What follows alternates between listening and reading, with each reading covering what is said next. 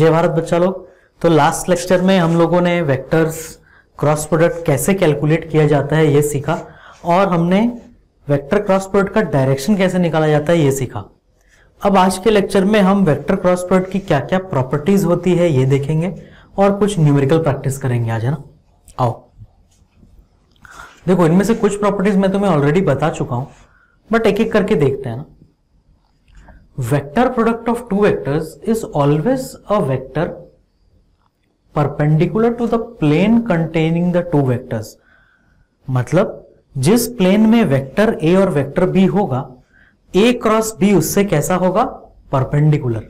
ये हमने देखा ना कि जब वेक्टर ए और वेक्टर बी, मान लो ये वेक्टर ए है और ये वेक्टर बी है, तो plane containing the two vectors कौन है? यहां पे किस प्लेन में है दोनों वेक्टर? बोर्ड पे। तो ए क्रॉस बी इनसे कैसा होगा, परपेंडिकुलर, मतलब आउट ऑफ द प्लेन या फिर इनटू द प्लेन।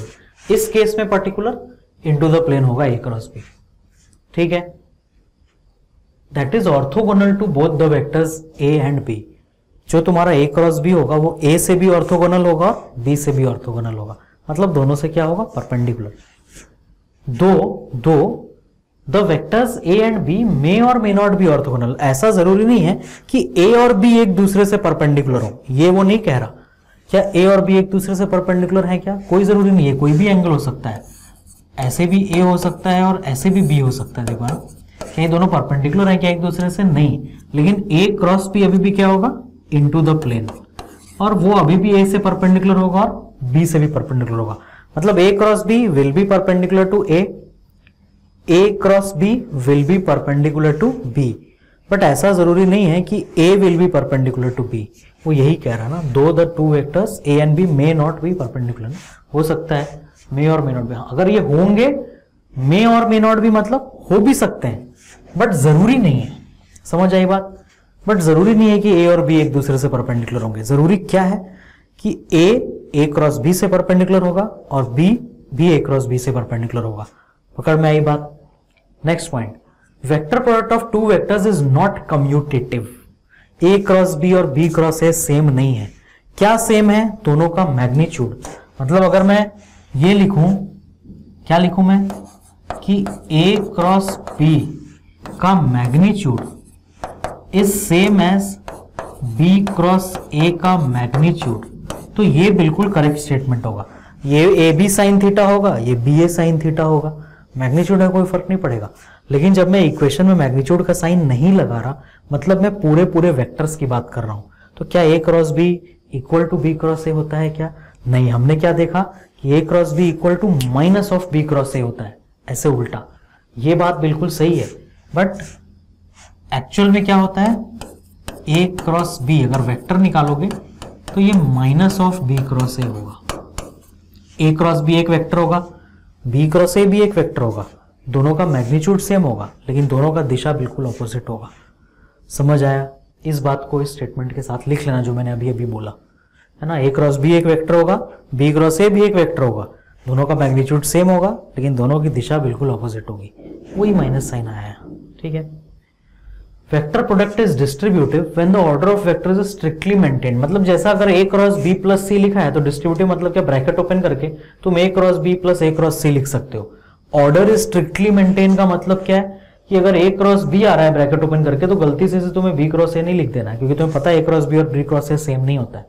जैसा यहां लिखा है, अगर ब्रैकेट ओपन करके ए क्रॉस बी आ रहा है तो ए क्रॉस बी लिखोगे, और ए पहले लिखा है सी बाद में, तो ए क्रॉस सी, तो यहां भी ए क्रॉस सी, गलती से सी क्रॉस ए नहीं लिख देना। क्लियर? ए क्रॉस बी प्लस सी, ब्रैकेट ओपन करोगे तो एक टर्म ए क्रॉस बी आएगा, दूसरा टर्म ए क्रॉस सी आएगा, तो ए क्रॉस बी प्लस ए क्रॉस सी ऐसे लिखना है। मैग्नीट्यूड मैक्सिमम कब होता है? जब थीटा 90 होता है, ये हमने ऑलरेडी देख लिया वो last point. Next, magnitude minimum कब होगा? जब साइन थीटा मिनिमम होगा तो 0, तो जब थीटा की वैल्यू 0 या 180 डिग्री होगी। ये भी हमने देखा, जब वेक्टर पैरेलल होंगे या फिर एंटी पैरेलल। फिर है ना, vector vanishes, the vectors are collinear. Collinear मतलब पैरेलल एंटी पैरेलल, मतलब एक ही लाइन पे है वो, ठीक है। पैरेलल है, एंटी पैरेलल है, तो मुझे बताओ कोलिनियर मतलब क्या? क्या ये दोनों वेक्टर कोलिनियर हैं? क्या ये दोनों भी कोलिनियर हैं? नहीं है, बट फिर भी दोनों के बीच का एंगल 0 है, तो कोई बात नहीं, एक को उठा के यहाँ रख दो ना, है ना, एक को उठा के तो रख सकते हैं ना, है ना। मान लो अगर मैंने इसे उठा लिया, इस वेक्टर को यहाँ से, तो इसे उठा के मैं रख दो, कोलिनियर हो जाएगा ना, ये समझ आई बात, तो वो तो कर सकते हैं। तो पैरेलल भी है, तो उसी को उसने वहाँ कोलिनियर लिख दिया ना। तो तुम बस याद रखो कि पैरेलल और एंटी पैरेलल है, थीटा 0 है 180 है, तो क्या होगा 0 हो जाएगा क्रॉस प्रोडक्ट आपस में। Self cross product of a vector by itself vanishes, हो नहीं है ना, a क्रॉस a 0 ही होगा। याद करो a डॉट a क्या होता था, a square. a cross a 0 क्यों हो रहा है, क्योंकि a और a के बीच में 0 डिग्री का एंगल है ना। a क्रॉस a के बीच में कौन सा एंगल है, 0 डिग्री, तो साइन 0 क्या होता है 0। यूनिट वेक्टर कोई सा भी ले लेंगे एन कैप, तो अपने आप से उसका क्रॉस प्रोडक्ट क्या होगा 0। क्यों, क्योंकि आई कैप और आई कैप पैरेलल है ना, और दो पैरेलल वेक्टर्स का क्रॉस प्रोडक्ट क्या होता है 0। आई कैप क्रॉस आई कैप भी 0, जे कैप क्रॉस जे कैप भी 0, के कैप क्रॉस के कैप भी 0। याद करो आई डॉट आई 1 होता था, जे डॉट जे 1 होता था, के डॉट के 1 होता था। यहाँ पे आई क्रॉस आई 0, जे क्रॉस जे, क्यों, क्योंकि पैरेलल वेक्टर्स आई और आई पैरेलल है, जे और जे पैरेलल, क्या यहाँ क्या 0 नहीं होगा। अब आई क्रॉस जे करोगे तो 0 नहीं आएगा, आई क्रॉस जे करोगे तो 0 नहीं आएगा। क्यों, क्योंकि वो 90 डिग्री पे साइन 90 आएगा, है ना।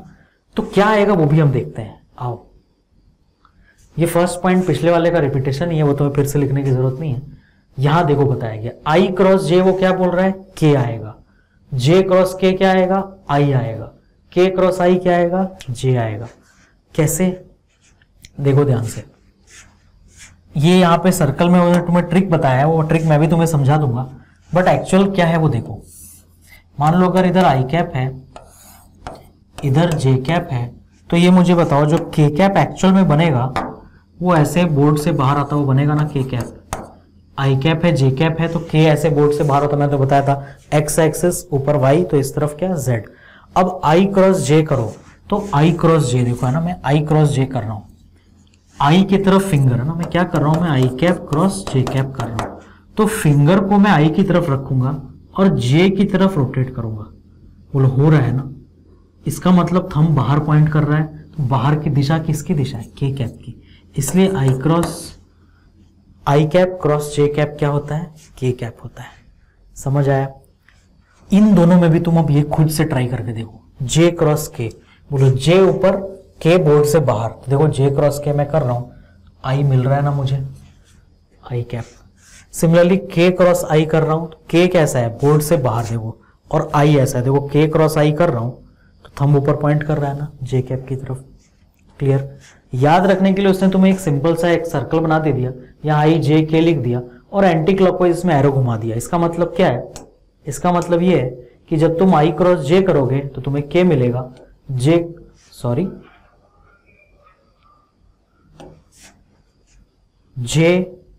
क्रॉस के करोगे तो तुम्हें आई मिल जाएगा, और आई क्रॉस जे करोगे तो के मिल जाएगा। मतलब तुम ऐसे एंटी क्लॉकवाइज घूमोगे तो जो तीसरा वाला है वो तुम्हें मिल जाएगा ना। आई क्रॉस जे करोगे के मिलेगा, जे क्रॉस के करोगे आई मिलेगा, के क्रॉस आई में करोगे जे मिलेगा ना। ऐसे सर्कल में एरो से ऐसे घूमो, आई जे के लिख करके ऐसे। कभी भूल गए तो राइट हैंड थंब रूल तुम्हारे पास है, जो मैंने तुम्हें बेसिक समझाया। क्लियर सभी को। तो ये क्रॉस प्रोडक्ट की प्रॉपर्टीज हैं, each and every property is very important. क्यों इंपॉर्टेंट है, क्योंकि तुम देखोगे कि अभी जो हम न्यूमेरिकल प्रैक्टिस अब करने वाले हैं उनमें वो प्रॉपर्टीज यूज होंगी। आओ देखो ध्यान से। सबसे पहला एक पॉइंट आया तुम्हारा कोप्लेनर वेक्टर्स का। कोप्लेनर वेक्टर्स क्या होते हैं? कोप्लेनर मतलब सारे के सारे एक ही प्लेन में, मतलब वेक्टर ए भी मैंने बोर्ड पे बना दिया, वेक्टर बी भी मैंने बोर्ड पे बना दिया, वेक्टर सी भी मैंने बोर्ड पे बना दिया। क्या ये ए बी और सी कोप्लेनर हैं? हाँ। क्यों? क्योंकि सब के सब बोर्ड पे बने। लेकिन अगर मैं एक वेक्टर डी ऐसा बना दूं और मैं तुमसे पूछूं क्या ए बी सी और डी कोप्लेनर है? नहीं। क्यों? ए बी सी तो बोर्ड पर है, बट डी तो बोर्ड के प्लेन के अंदर जा रहा है ना, वो प्लेन के ऊपर कहाँ है, वो तो अंदर जा रहा है।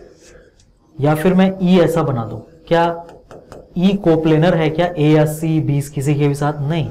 ए बी सी बोर्ड पर है, ई बोर्ड से ऐसे बाहर आ रहा है, तो ई भी कोप्लेनर नहीं है। एक मैं अब एफ बना दूं ऐसा, कौन कौन कोप्लेनर है? बी सी ए एफ ये सब कोप्लेनर है। समझ आया? अब देखो ध्यान से, कोप्लेनर वेक्टर्स का खास बात क्या है? कोप्लेनर वेक्टर्स का खास बात यह है कि अगर ए बी और सी कोप्लेनर हैं, मैं क्या कर रहा हूं, सबको ना एक साथ टेल मिला करके बना रहा हूं, ठीक है? ध्यान से देखो, मान लो ये वेक्टर ए है, ये वेक्टर बी है, और मान लेते हैं ये वेक्टर सी है। मैंने ना कोई भी तीन वेक्टर सेम प्लेन में टेल टू टेल बना दे ताकि जस्ट इजीली समझने के लिए ना, तुम लोग कहीं इधर उधर भी बना सकते हो, बट तीनों के तीनों बोर्ड पे ही होने चाहिए। तो ये तीनों कोप्लेनर है। तो क्या होता है प्रॉपर्टी कि ए क्रॉस बी, क्या करना है तुम्हें? सबसे पहले ए क्रॉस बी करना है। मान लो अगर मैं ए क्रॉस बी करूंगा, ए से बी थंब अंदर पॉइंट कर रहा है, तो मैं यहां पे ए क्रॉस बी ऐसे बना लूंगा, ठीक है? अब देखो, अब मैं क्या कर रहा हूं ना, ए क्रॉस बी, ये ए क्रॉस बी अलग से डायरेक्शन ड्रॉ कर रहा हूं, और ये सी जो बचा हुआ है उसको भी ड्रॉ कर ले रहा हूं। मैंने क्या क्या किया, मैंने ए क्रॉस बी कर लिया, उसका डायरेक्शन निकाल लिया। अब मैं सिर्फ ए क्रॉस बी और सी ड्रॉ कर रहा हूं। मुझे बताओ ए क्रॉस बी और सी के बीच का एंगल कितना है? 90 डिग्री। क्यों? क्योंकि ए क्रॉस बी परपेंडिकुलर है बोर्ड के और सी बोर्ड पर है 90 डिग्री। तो क्या मैं ये लिख सकता हूं a cross B dot c will be equal to 0, क्योंकि दो परपेंडिकुलर वेक्टर्स का डॉट प्रोडक्ट 0 होता है। तो ए क्रॉस बी जो है वो ए से भी परपेंडिकुलर है, बी से भी परपेंडिकुलर है, तो बोर्ड के भी परपेंडिकुलर है। तो जब मैं इस ए क्रॉस बी का इस सी से डॉट करूंगा, अब ये एक अलग, मान लो ये वेक्टर डी हो गया ना, ए क्रॉस बी एक अलग वेक्टर डी हो गया, तो मैं अगर डी वेक्टर और सी वेक्टर का डॉट प्रोडक्ट करूंगा तो मुझे आंसर 0 मिलेगा ना। क्यों मिलेगा? क्योंकि दो परपेंडिकुलर वेक्टर का डॉट प्रोडक्ट 0 होता है। तो अगर दो वेक्टर्स कोप्लेनर हैं, सॉरी तीन वेक्टर्स अगर कोप्लेनर हैं, तो वो ये रिलेशन फॉलो करते हैं। समझ आया? इस चीज को एक नाम भी दिया गया है ना, ये जो टर्म मैंने पूरा लिखा है, इस टर्म को हम स्केलर ट्रिपल प्रोडक्ट भी कहते हैं। क्या कहते हैं हम इसे? Scalar triple product. इसे स्केलर ट्रिपल प्रोडक्ट इसलिए बोला जाता है क्योंकि लास्ट स्टेप तुम इसमें डॉट प्रोडक्ट कर रहे हो ना। ए क्रॉस बी एक वेक्टर आ गया डी के बराबर, बट डी और सी का जब मैं डॉट प्रोडक्ट करूंगा तो आंसर फाइनल तो मुझे स्केलर ही मिलेगा ना, क्योंकि डॉट प्रोडक्ट का आंसर क्या होता है? स्केलर। इसलिए उसको स्केलर ट्रिपल प्रोडक्ट भी कहा जाता है। नाम इंपॉर्टेंट नहीं है, भूल जाओगे कोई प्रॉब्लम नहीं। याद क्या रखना है, ए बी सी यदि कोप्लेनर हैं तो ए क्रॉस बी जो होगा वो ए और बी दोनों के परपेंडिकुलर हो जाएगा, तो वो सी के भी परपेंडिकुलर हो जाएगा। तो जब मैं ए क्रॉस बी निकाल के फिर सी से डॉट प्रोडक्ट करूंगा तो मुझे क्या मिलेगा? मुझे 0 मिलेगा। मुझे बताओ अगर मैं ये भी लिखूं अब यहां, क्या ये भी 0 होगा क्या? P cross C dot A. बोलो, अगर तुम B क्रॉस सी करोगे तो फिर इनटू द प्लेन आएगा ना, तो अब B क्रॉस सी बोर्ड के परपेंडिकुलर हो जाएगा और A किधर है? बोर्ड पे। तो B क्रॉस सी और A में डॉट प्रोडक्ट करोगे तो फिर 0 आएगा ना। तो क्या ऐसा भी होगा? A cross C dot B equal to 0? बिल्कुल होगा। कोई भी अगर तीन वेक्टर कोप्लेनर हैं, उनमें से दो का तुम क्रॉस प्रोडक्ट कर रहे हो, उससे जो आंसर आया उसको अगर तुम तीसरे से डॉट प्रोडक्ट कर दो तो वो हमेशा 0 होगा। क्यों? क्योंकि ये जो क्रॉस प्रोडक्ट है वो परपेंडिकुलर हो जाएगा इस बोर्ड के। अब तो परपेंडिकुलर जब डॉट प्रोडक्ट निकालोगे किसी वेक्टर से तो हमेशा 0 ही आएगा ना। क्लियर? इसको अप्लाई करते हैं। आओ, ये मुझे तीन वेक्टर दिया गया और क्वेश्चन में बोल दिया कि कोप्लेनर है।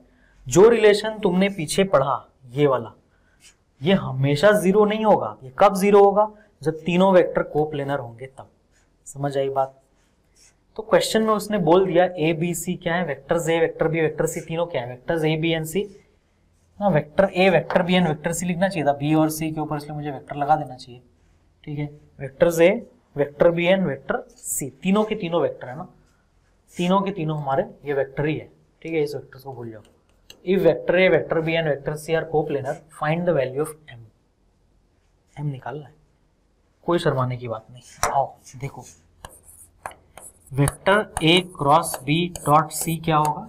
0। तुम चाहो तो a cross c dot B भी कर सकते हो, b cross c dot a भी कर सकते हो, जो मने करो, बट इसको सॉल्व करोगे आंसर मिलेगा। सबसे पहले क्या करना है, a क्रॉस b करना। और a क्रॉस b करते हैं, देखो ध्यान से, a क्रॉस में क्या कैलकुलेट कर रहा हूँ, a cross b, I cap J cap के कैप लिख लेते हैं, आई कैप जे कैप के कैप।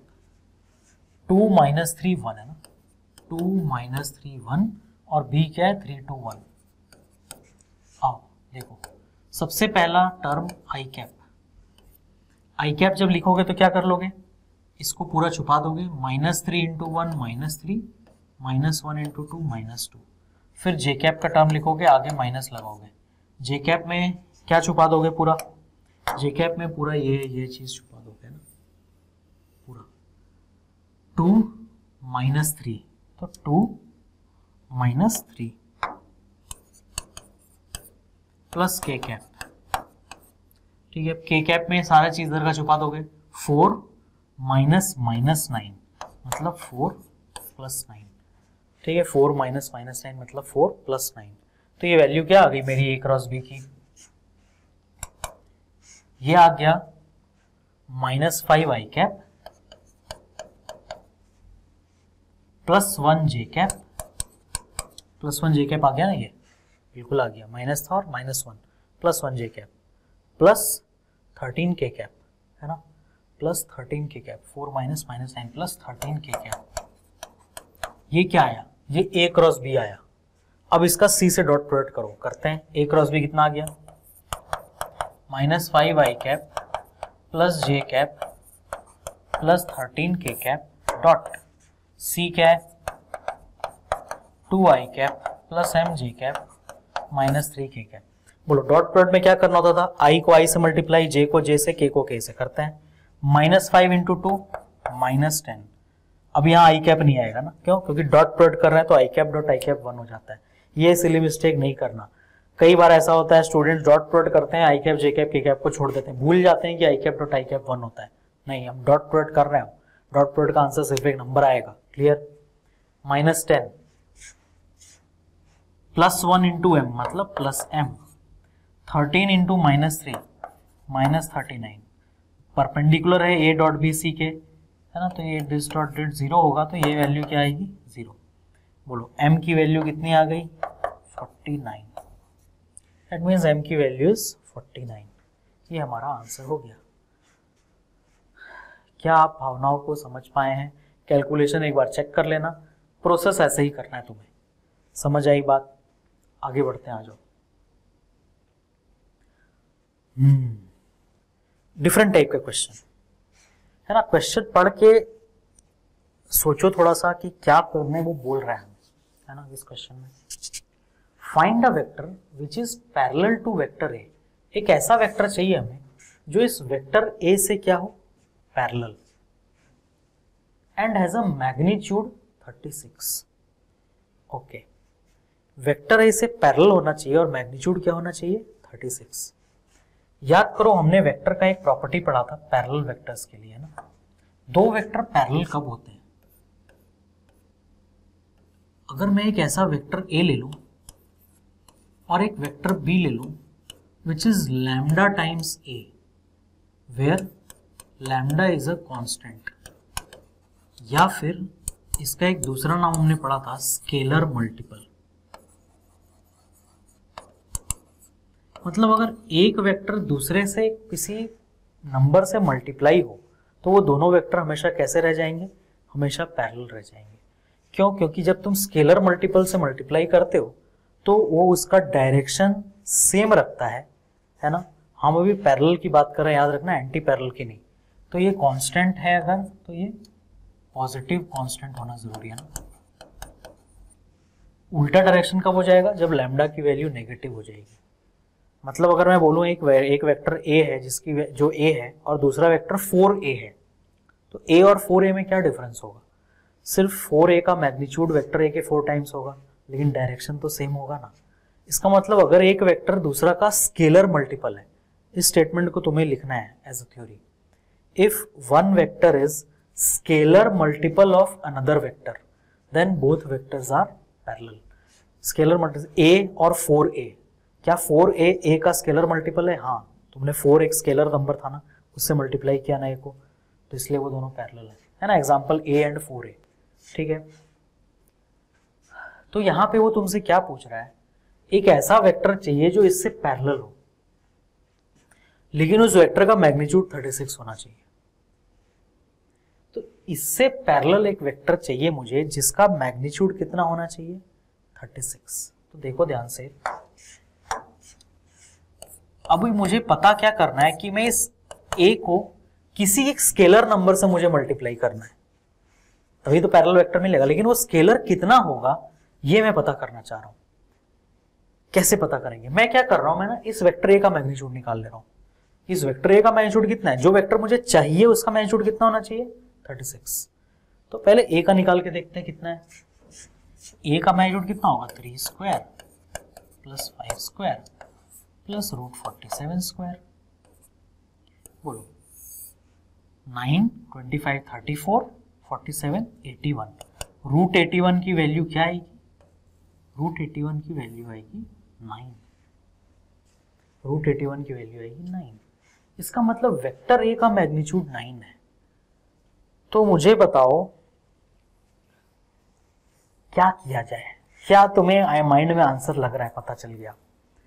मुझे जो वेक्टर चाहिए वो ए से पैरेलल होना चाहिए। इसका मतलब मेरा जो आंसर है, मान लो लेटर से मेरा आंसर वेक्टर बी है, तो vector B must be some lambda times vector A. अब मुझे लैम्डा ढूंढना है। तो जब तुम लैम्डा से मल्टीप्लाई करते हो वेक्टर को किसी भी स्केलर से, तो उसका मैग्नीट्यूड उतना ही टाइम्स हो जाता है ना। कोई वेक्टर अगर 2a है, 2a, तो 2a का मैग्नीट्यूड वेक्टर ए के डबल होगा, 3a का मैग्नीट्यूड वेक्टर ए के ट्रिपल होगा। तो मुझे बताओ यहां मुझे कितना टाइम्स मैग्नीट्यूड चाहिए b का, 4 टाइम्स चाहिए ना। इसका मतलब मेरा आंसर 4 टाइम्स वेक्टर ए है। पकड़ में आई बात, क्योंकि वेक्टर ए का मैग्नीट्यूड 9 है, मेरा आंसर का मैग्नीट्यूड 36 होना चाहिए और पैरेलल भी होना चाहिए। मुझे पता है कि अगर मैं एक पॉजिटिव नंबर से मल्टीप्लाई करूंगा तो पैरेलल हो जाएगा, और पॉजिटिव नंबर से मल्टीप्लाई करने से क्या होता है, मैग्नीट्यूड उतना ही टाइम्स हो जाता है। तो अगर मुझे पता है अगर a का मैग्नीट्यूड 9 है तो मेरे आंसर का अगर 36 होना है तो मेरा आंसर 4a होगा। तो हमारा आंसर क्या हो जाएगा, हमारा आंसर हो जाएगा vector b is equal to 4 times vector a। मतलब कितना, 12i cap minus 20j cap plus 4√47 k cap. ये हो जाएगा तुम्हारा क्या, ये हो जाएगा तुम्हारा आंसर। दो वेक्टर पैरेलल हैं या नहीं है पता करने का बेस्ट तरीका यही है। जैसे अभी तुम इस वेक्टर ए और इस वेक्टर बी को देखो ना, अभी इस लाइन, मान लो ये लाइन लिखा ही नहीं होता, मान लो ये चीज नहीं लिखी हुई है ना, इसको भूल जाओ। आंसर हमने कैलकुलेट किया, क्वेश्चन खत्म हो गया, मैं तुम्हें कुछ एक्स्ट्रा बता रहा हूं। मान लो ये लाइन खत्म नहीं है, अगर तुम इस वेक्टर को देखो और इस वेक्टर को देखो, तुम्हें दिख रहा है ना कि जिससे आई कैप मल्टीप्लाई हुआ उसी से जे कैप भी हुआ और उसी से के कैप भी हुआ, सब के सब 4 से मल्टीप्लाइड दिख रहा है ना तुम्हें। 3 इंटू 4 12, 5 इंटू 4 20, √47 इंटू 4 4 ऐसा अगर दो वेक्टर है तो वो हमेशा एक दूसरे के पैरेलल होगा। तो पैरेलल है कि नहीं दो वेक्टर चेक करने का यही तरीका है। क्या करो, बेस्ट तरीका क्या है, सबका कोएफिशिएंट डिवाइड कर दो। बोलो 3/12 1/4 आया, -5/-20 वो भी 1/4 आया, √47/4 √47 वो भी 1/4 आया। अगर ये रेशियो सबका सेम आ जाए ना डिवाइड करके, इसका मतलब जरूर दोनों वेक्टर पैरेलल है, क्योंकि ऐसा तभी आएगा जब तुमने पूरे को सेम नंबर से मल्टीप्लाई किया होगा। बात पकड़ में आई। तो पैरेलल दो वेक्टर को कैसे चेक करना है, इस चीज को लिखो। अगर दो वेक्टर पैरेलल है तो क्या होगा, जो मैंने अभी तुम्हें समझाया। रेशियो निकालोगे सारे कॉम्पोनेंट का, x का x से रेशियो, y का y से, j का j से। अगर वो रेशियो सेम आ रहा है मतलब दोनों वेक्टर पैरेलल होंगे। ठीक है। अच्छा, परपेंडिकुलर चेक करने का तरीका क्या है, कोई सोचो सोचो सोचो। डॉट प्रोडक्ट 0 होगा उनका। परपेंडिकुलर चेक करने का तरीका क्या है, डॉट प्रोडक्ट 0 होगा। तो इस बारे में मेरे माइंड में एक चीज और आ सकती है कि सर फिर अगर पैरेलल चेक करना है तो क्रॉस प्रोडक्ट 0 कर लेते हैं। लेकिन क्रॉस प्रोडक्ट कैलकुलेट करना ना थोड़ा लंबा प्रोसेस है, उसमें तुम्हें डिटर्मिनेंट सॉल्व करना पड़ता है। लेकिन तुम्हें जो मैंने दूसरा तरीका बताया रेशियो वाला, वो शॉर्टर है ना। तो अगर परपेंडिकुलर प्रूफ चेक करना है कभी तो डॉट प्रोडक्ट 0 कर दो, हमेशा याद रखना इस चीज को। और अगर पैरेलल चेक करना है तो रेशियो निकाल करके देख लो। समझ आई बात। और क्वेश्चन करते हैं अच्छे। Find a unit vector which is perpendicular to both vector A and vector B. मुझे एक ऐसा वेक्टर चाहिए जिसका मैग्नीट्यूड 1 हो और वो इन दोनों से परपेंडिकुलर हो। ठीक है, क्या किया जाए? क्या हमें ऐसा कुछ करना आता है जिससे मुझे दोनों वेक्टर्स के परपेंडिकुलर वेक्टर मिल जाए? मैग्नीट्यूड पे बाद में आएंगे। क्या मुझे ऐसा कुछ करना आता है जिससे मुझे इन दोनों से परपेंडिकुलर वाला वेक्टर मिल जाए? हाँ, क्रॉस प्रोडक्ट। अगर मैंने ए क्रॉस बी किया तो जो भी वेक्टर सी मुझे मिलेगा वो ए से भी परपेंडिकुलर होगा और सी से भी। तो आओ पहले वो कर लेते हैं, है ना। सॉल्यूशन में तुम क्या करोगे? तुम सबसे पहले एक ऐसा वेक्टर खोजोगे जो vector A cross vector B हो। करते हैं। क्या फ़ायदा होगा ये करने का, आगे पता करेंगे, पहले ये कर लिया जाए। आई कैप जे कैप के कैप 2 -2 1 1 -3 2। बोलो आई कैप का कोएफिशिएंट क्या आएगा? नंबर -4 -3 मतलब -4 + 3, है ना। माइनस जे कैप 4, है ना, फर्स्ट टर्म 4 हो जाएगा और फिर -2 प्लस के कैप -6 -2 मतलब +2। तो क्या आया वेक्टर बताओ? माइनस आई कैप, है ना, वेक्टर क्या आया? Minus i cap -2 j cap -4 k cap. यही आया ना वेक्टर। ए क्रॉस बी करने से क्या है? -1 आई cap -2 j cap -4 k cap. ठीक है,